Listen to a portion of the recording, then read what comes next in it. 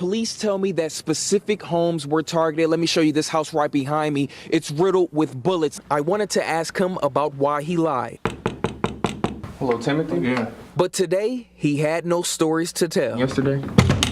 Timothy, you don't have anything to say? Here's a better look at the damage. This storm ripped through this Mequon neighborhood. Let me show you this family right across the street.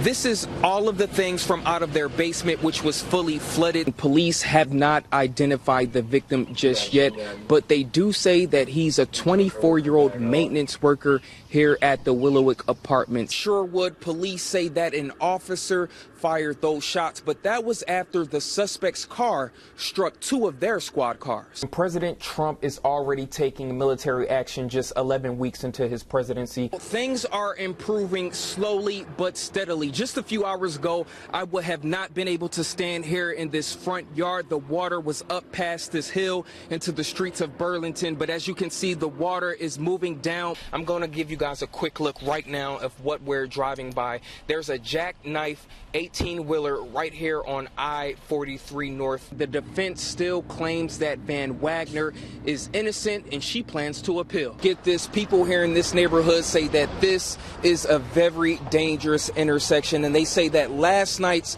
fatal accident proves that this is a serious problem, and it was all caught on camera. Severe thunderstorms ripped through southeast Wisconsin last night. Thousands of people without power. The victim's daughters say that he will be missed a lot. They do not understand why this woman did this.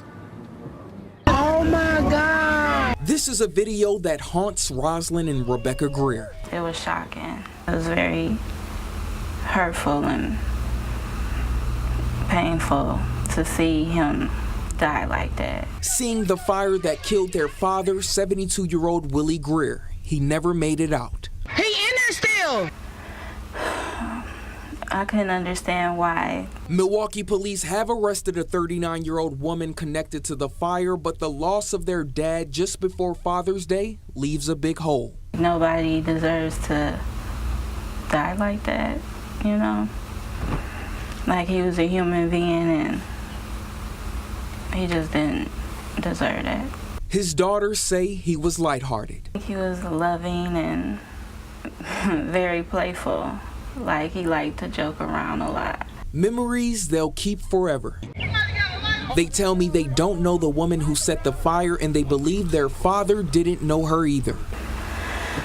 A total innocent bystander, basically. And now that she's arrested, they're hoping justice is served. She had total disregard for anybody's life that was in that house.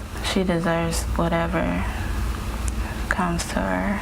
Cell phone video caught neighbors trying to save their father. Coming up on Live at 6, hear what they have to say about that. Things are really bad out here in Burlington. The water is rising by the second. Fox River is to the right of me, and as you can see, the water is continuing to rise. That's actually in this person's front yard that I'm standing in right now. And if you take a look at the side of their home, their backyard, their side yard, this is all yard, and it's all covered by water. I talked to the homeowner here, and they tell me that their basement is actually 6 foot deep in water, and it's coming up to the first floor, but that's not it. And community members have wanted this kennel to be shut down for years now. Dating back to 2011, numerous complaints, calls, and police reports have been filed, and I was able to get my hands on some of them. Details are disturbing. Community members wanted to know why it took so long for this place to be shut down, and I found out why. A former employee at the Kinship Companions Kennel says the owners just didn't care. What I knew needed to get out there. What I had seen needed to get out there because they needed to not be able to do this anymore. From a February 2015 police report, the former employee told police during his time there he saw 2 freezers on the property filled with dogs. Adding, one freezer was full of adult dogs and a second was full of puppies which died on the property. He said when the freezers would fill up, the animals would be put in a burn pit on the property or buried in a dumpster. And it gets even worse. He claims some of the dogs were euthanized by owners, and the former employee stated the owners would shoot the dogs. leaving the dead animals in a field to be eaten by wild animals. 2 weeks ago, the sheriff's office said there wasn't enough credible information about animal neglect to obtain a search warrant until 3 weeks ago.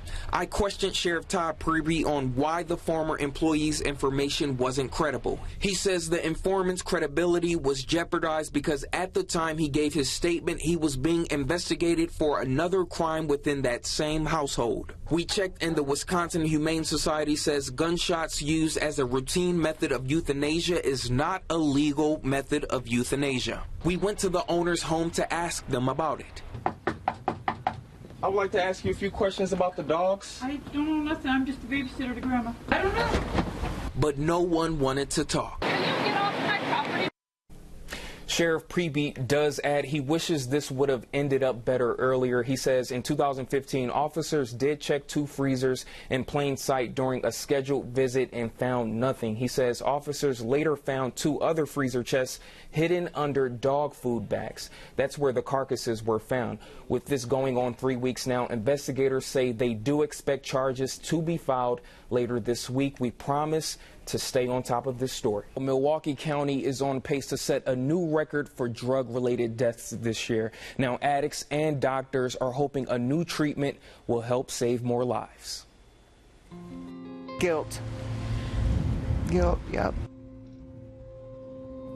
There were lots of days that were really bad, where I couldn't get out of bed, throwing up, I mean, everything, shaking, rock bottom. Really bad. A recovering addict, Raynell Hammer, had a life just like anyone.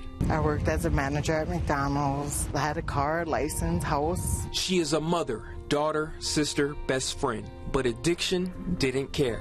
I started taking them, and then I noticed I needed them to get out of bed and so on and so forth. It all started after a routine trip to the dentist to get a tooth pulled. She was prescribed Percocet and Oxycontin, 2 powerful painkillers. She became addicted, and shortly after, her life fell apart. First was the house. I stopped paying rent because I started buying more pills. For the next 8.5 years, she was in and out of treatment facilities. By the time she reached the Healing Corner in Brookfield, she was desperate. Okay, are you ready to start? Saya Makarasi, medical director at Healing Corner, knows the harsh reality of people trying to quit their addiction. It's never quick and easy. A small cut here. Arasi was the first doctor in Wisconsin to provide a new implant used to treat addiction. It's called Probufen. The implant consists of 4 small rods being placed in the upper arm, slowly releasing medicine in the patient's system. It's a very efficient way. You get the same constant medication all the time. The FDA approved the Probufen implant a year ago. The implants go in one arm for 6 months, are removed, then new implants are placed in the other arm for 6 months. The process is repeated for up to 2 years. Using an implant eliminates the possibility of patients abusing the prescription. They report they feel normal.